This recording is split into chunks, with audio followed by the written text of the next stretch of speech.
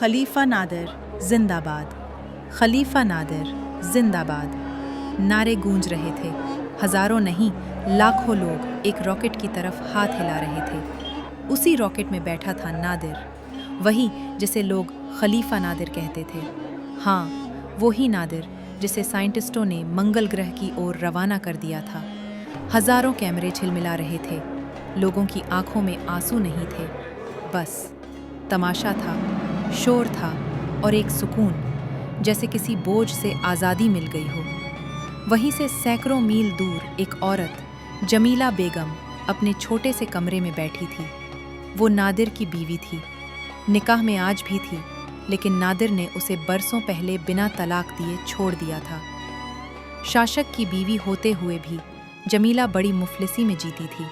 हाथ से दस्तकारी करती और फुर्सत के वक्त छोटे बच्चों को दीनी तालीम दिया करती थी। आज एक बच्ची ने पूछा, जमीला दादी, आज आप हमें खलीफा नादिर की कहानी सुनाओ ना। जमीला मुस्कराई नहीं, बस गहरी सांस ली और कहा, ठीक है बच्चों, सुनाती हूँ। आज जिसे सारी उम्र लोगों को फेंकने की आदत थी, उसे आज साइंटिस्टों ने मंगल की ओर फेंक दिया। बहुत सही किया उन्होंने, पर बच्चों, उसे खलीफा मत कहो।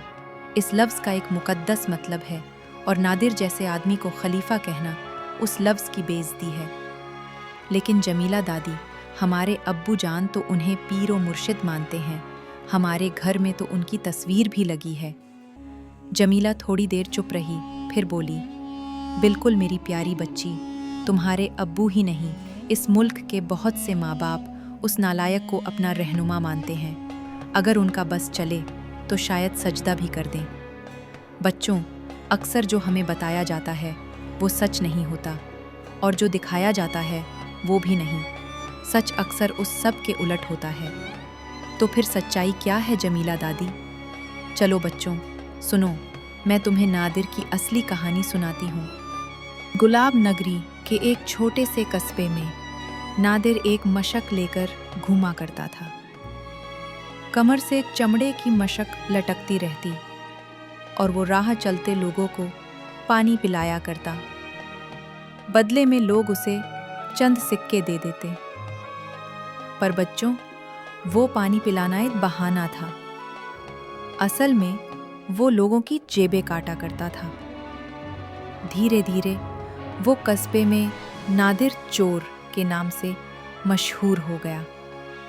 उसे एक दो बार रंगे हाथों पकड़ा भी गया, सजा भी हुई, लेकिन उसकी फितरत नहीं बदली। एक दिन उसने अपने ही घर से गहने चुराए और भाग गया। सालों तक कोई पता नहीं चला कि वो कहाँ गया।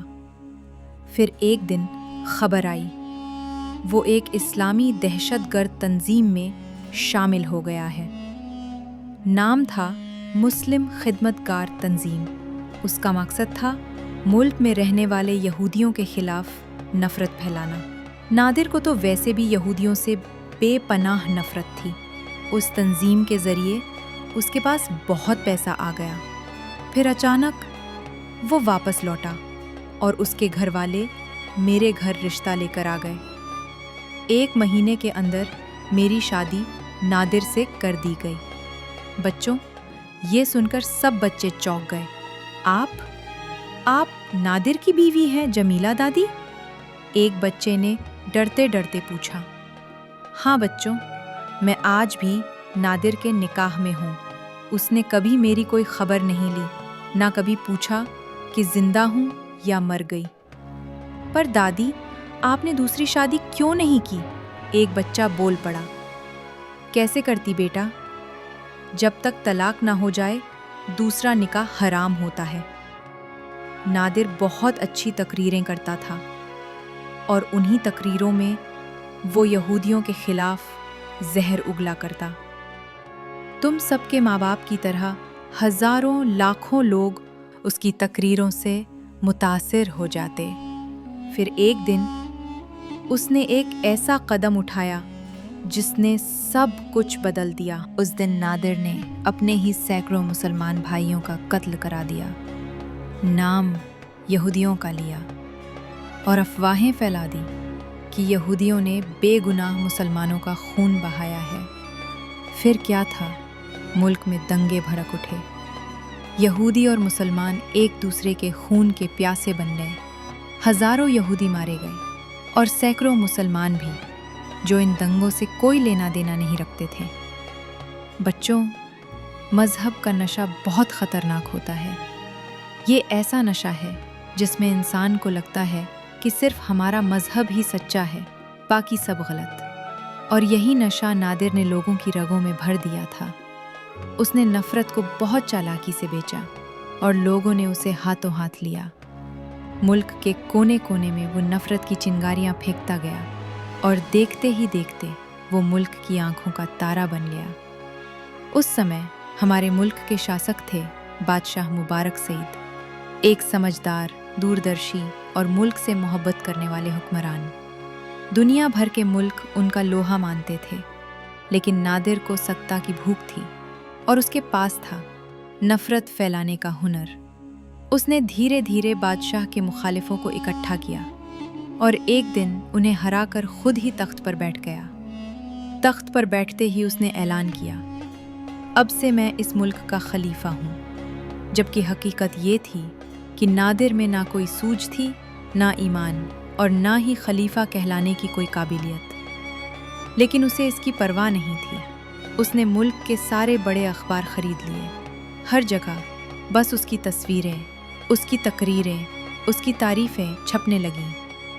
सरकारी और गैर सरकारी मुनादी करने वाले सहाफ़ी उसे खुश करने के लिए दिन रात उसके कसीदे पढ़ने लगे। लोगों को लगने लगा, शायद सच में यही मसीहा है, यही रहनुमा है, यही हमारा नायक है।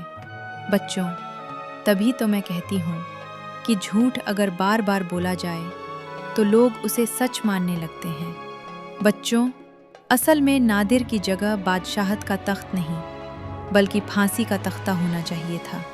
लेकिन इतिहास में ऐसा कई बार हुआ है कि जिनकी जगह तख्त होना चाहिए था उन्हें फांसी मिली, और जिनकी जगह फांसी होनी थी उन्हें तख्त मिल गया।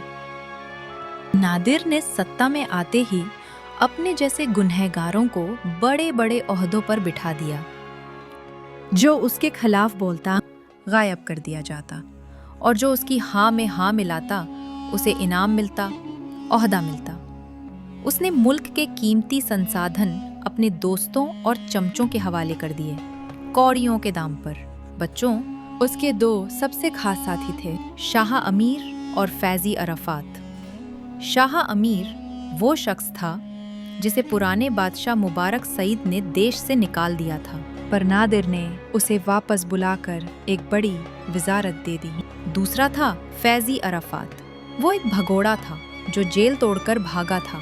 बाद में उसने एक बड़े दीनी मदरसे में पनाह ली और वहीं से यहूदियों के खिलाफ जहर उगलना शुरू कर दिया। नादिर ने फैज़ी अरफात को पूरा खुला मैदान दे दिया। उसने दंगे कराए, तबाही मचाई, यहूदियों की इबादत गाहों पर पाबंदियां लगाईं, और फिर नादिर ने उसे भी इनाम में एक ओहदा दे दिया।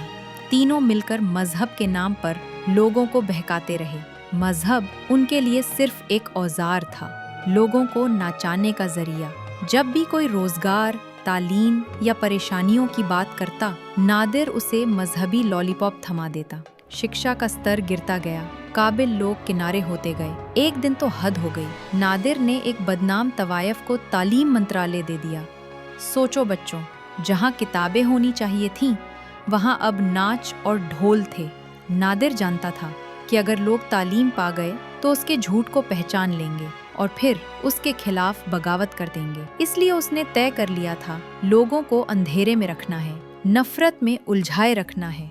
बच्चों, हालात यहाँ तक आ गए थे कि जो काम नादिर करता था वो सही मान लिया जाता था, चाहे वो काम गलत क्यों ना हो। कोई हिम्मत नहीं करता था उसे गलत कहने की। नादिर कहता, आज रात सब नाचेंगे, तो पूरा मुल्क नाचने लगता।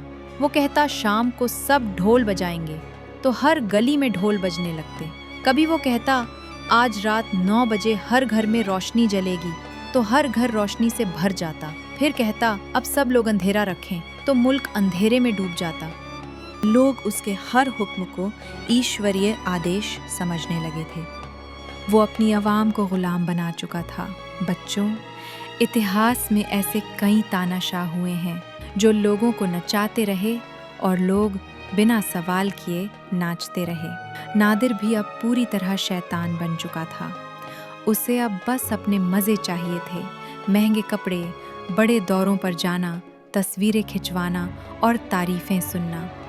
उसने अपने आसपास के सभी पड़ोसी मुल्कों से रिश्ते ख़राब कर लिए, जबकि मुबारक सईद के दौर में हमारा मुल्क इज़्ज़तदार था, सम्मानित था। लेकिन नादिर ने हर उस चीज़ पर बट्टा लगाया जो कभी हमारी पहचान हुआ करती थी। उसने अपने इर्द गिर्द कुछ ऐसे लोग जमा कर लिए थे जो उसकी हर मूर्खता को बुद्धिमत्ता साबित करते थे। वो हर गलती को दलीलों की चाशनी में डुबोकर सही साबित कर देते थे और बाकी काम करते थे सरकारी अखबार, मुनादी वाले सहाफ़ी और दरबारी शायर। हर रोज़, हर गली, हर नुक्कड़ नादिर ही नादिर। बच्चों, नादिर के गलत फैसलों से पूरा मुल्क थर्रा उठा था। लोग डर के साए में जी रहे थे। हर कोई बस चुप था, क्योंकि बोलने का मतलब था गायब हो जाना। तभी कुछ लोगों ने हिम्मत दिखाई। देश के कुछ ईमानदार साइंटिस्ट, कुछ बहादुर फौजी और कुछ सच्चे देशभक्त आपस में इकट्ठा हुए। उन्होंने तय किया कि नादिर से निजात पानी ही होगी। लेकिन बच्चों, नादिर को मार देना हल नहीं था, क्योंकि अगर उसे मार दिया जाता तो उसके चाहने वाले सड़कों पर आग लगा देते। मुल्क फिर सालों तक अशांति में डूबा रहता। इसलिए उन्होंने एक अलग रास्ता चुना, एक चाल चली। उन्हें पता था नादिर को नए नए कपड़े पहनने का शौक है, दूसरे मुल्कों में घूमने का चाव है। वो हमेशा कहता, मैं विदेशों में दोस्ती बढ़ा रहा हूँ, कल जब जंग होगी यही मुल्क हमारा साथ देंगे। लेकिन जब जंग का वक्त आया, हमारे पड़ोस का भूखा नंगा दुश्मन हम पर टूट पड़ा। तब किसी ने साथ नहीं दिया, ना कोई विदेशी मुल्क, ना कोई मित्र राष्ट्र। लेकिन शुक्र है, हमारे फौजी जवान सीने पर जान रखकर लड़े। उन्होंने दुश्मन को धूल चटा दी और मुल्क को बचा लिया। अब ये साफ हो चुका था कि नादिर एक धोखा था। वो देश के लिए नहीं, बस अपने ऐशो आराम के लिए जी रहा था। इसलिए सभी सच्चे नागरिकों ने मिलकर एक आखिरी योजना बनाई, एक ऐसी योजना जिससे नादिर भी हटे और मुल्क भी ना बिखरे। एक दिन सभी बड़े साइंटिस्ट, फौजी अफसर और समझदार नागरिक एक गोपनीय बैठक में जमा हुए। वहां पर मुल्क के नामचीन लोग भी शामिल थे, सच्चे बुद्धिजीवी, वफादार अफसर और कुछ गुमनाम हीरो। उन्होंने तय किया नादिर को हटाना है, लेकिन उसकी तारीफ करके, क्योंकि बच्चों, नादिर की सबसे बड़ी कमजोरी थी तारीफ। जो उसकी झूठी तारीफ करता वो उसका सबसे करीबी बन जाता।